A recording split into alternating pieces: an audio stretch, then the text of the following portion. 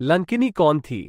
जब एक अप्सरा को ब्रह्मा जी का आशीर्वाद छुपकर सुनना पड़ा। भारी आगे बढ़ने से पहले आप सभी भक्तों से विनती ही कि इन कथाओं को संपूर्ण सुना करें।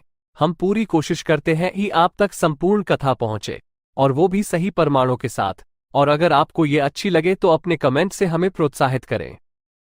अगर आप चैनल पर नए हैं तो इसे सब्सक्राइब करना ना भूलें। चलिए आगे बढ़ते हैं। राज्य स्थापना और सुंदर राजधानी बसाकर सभी असुरों को अच्छी तरह से सब सुख सुविधाएं उपलब्ध कराकर और उन्हें पूर्ण रूप से सुरक्षित कर रावण फिर से ब्रह्मदेव की तपस्या में लग गया। उसे देख बाद में उसके भाई कुंभकर्ण और विभीषण भी उसके साथ तपस्या में आ गए। ब्रह्मा जी फिर रावण के पास आए। रावण ने कहा, पितामह मुझे अमरता का वरदान चाहिए। ब्रह्मदेव ने कहा, वो मेरे लिए देना संभव ही नहीं है। लेकिन रावण नहीं माना। ब्रह्मा जी चले गए। रावण पुनः तप में लगा रहा और वर्षों बाद घोर तपस्या से ब्रह्मा जी फिर रावण के पास आए। उसको समझाया कि अजर अमरता वाला वरदान मत मांगो। तुम ज्ञानी हो, संसार के नियम को फेरने की शक्ति मुझ में नहीं। मैं मर्यादा में ही काम कर सकने की शक्ति रखता हूं। पुत्र, तुम मेरी तपस्या बार बार कर रहे हो और मुझे व्यवधान हो रहा है, इसलिए जितना हो सकता है मैं उतना तुम्हें आज दे देता हूं। तुम्हारी नाभि में मैं एक अमृत कुंड प्रदान करता हूं, और जब तक यह अमृत कुंड तुम्हारी नाभि में रहेगा तब तक तुम्हारी मृत्यु नहीं होगी। अगर तुम इस पर भी संतुष्ट नहीं हो और अजर अमर होना चाहते हो तो बेहतर है तुम महादेव की शरण में जाओ। महादेव की मैं नहीं जानता वो अमर होने का वरदान देंगे या नहीं, किंतु मेरे वश में तो नहीं है। रावण ने फिर ब्रह्मा जी से पूछा कि पितामह यह अमृत कुंड नाभि में कब तक रहेगा? तब ब्रह्मा जी ने कहा, अग्नि बाण के अतिरिक्त इस अमृत कुंड को कोई नहीं सुखा सकता है।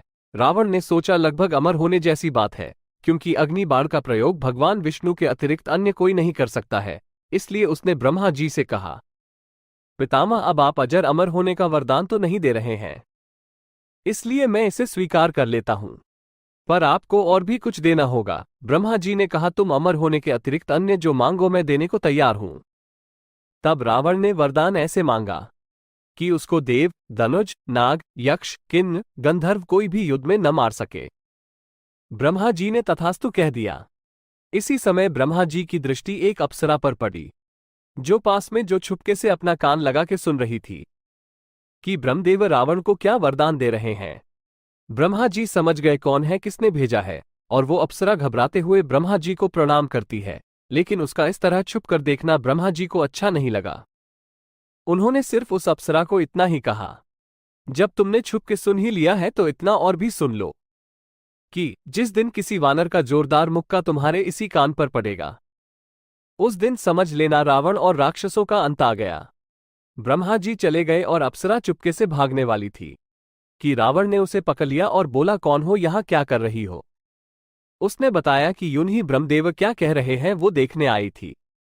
रावण समझ गया कि देवताओं की चाल है, इसलिए उसने उस अप्सरा को कहा, तुम्हें बहुत ज्यादा कान लगा के सुनने की आदत है, इसलिए अब मेरे साथ चल, अब लंका के द्वार पर वहां कोई घुसे तब कान लगा के सुनना और रखवाली करना।